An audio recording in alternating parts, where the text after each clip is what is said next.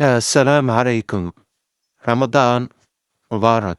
Dhammaan inta ku xiran YouTube channelkeena.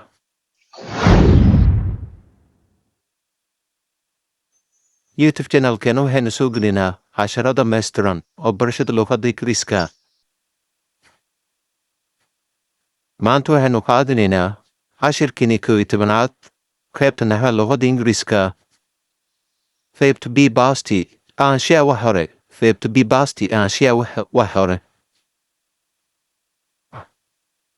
Hore waxaynu soo qaadanay verb to be present ahaanshaha taxadarkan. Hore waxaynu soo qaadanay verb to be present ahaanshaha taxadarkan. I aniga she ayada he asiga idayada wax isla qaataan hoos. I aniga she ayada he asiga idayada wax isla qaataan hoos. We anaga they iyaga. You adiga masaadinka wax isla qaataan waa. We anaga they iyaga. You adiga masaadinka wax isla qaataan waa. Qaabka jimladaha.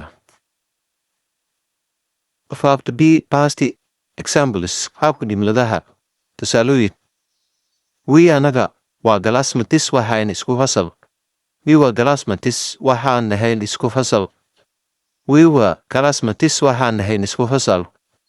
They were farmers ay waxay haayeen beeraley. They were farmers ay waxay haayeen beeraley. They were farmers ay waxay haayeen beeraley.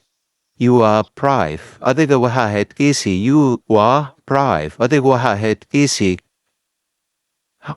We they you wax isla qaataan waa. I, she, he, it wax isla qaataan hoos. I was student. Ani waxaan ahay arday. I was student. Ani waxaan ahay arday. She ayada was waxayd good cooker. Kariso wanaagsan. She was good cooker. Ayadu had kariso wanaagsan. He was driver. Si wuxuu ahay drawer. He asiga was wuxuu ahay drawer. He was driver. Asiga wuxuu ahay drawer. It was beautiful. Waxay ahayd mid qurxan.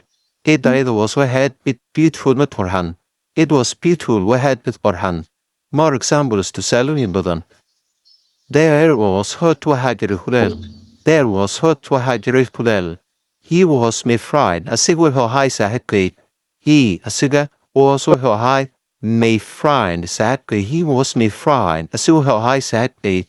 This was school. Kani wuxuu ahay school.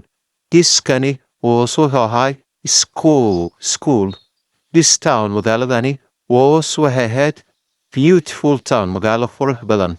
This town magaaladani was waxay ahayd beautiful town. Magaalo qurux badan. This town was beautiful town. Magaaladani waxay ahayd magaalo qurux badan. This road wadadani was waxay ahayd clean road. Wada nadiif ah. This road wadadani was waxay ahayd clean road. Wada nadiif ah. This road was clean road. Wadadani waxay ahayd wada nadiif ah. What was your name? Adag magacaada muxuu ahay? What was your name? Adag magacaada muxuu ahay?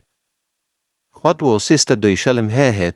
What was yesterday? Shalay ayaanteed bay ahayd. Shalay ayaanteed bay ahayd. What was yesterday? What was there? Halkaas maxaa ka jiray? What was there? Halkaas maxaa ka jiray? What was there? Halkaas maxaa ka jiray? How was his education? Sidee bay ahayd aqoontiisa? How sidee bay ahayd? How was sidee bay ahayd his education aqoontiisa? It was waxay ahayd good mid wanaagsan. It was good waxay ahayd mid wanaagsan. It was good. How was your education? Sidee bay ahayd aqoontaada? How sidee bay ahayd was your education? Sidee bay ahayd aqoontaada?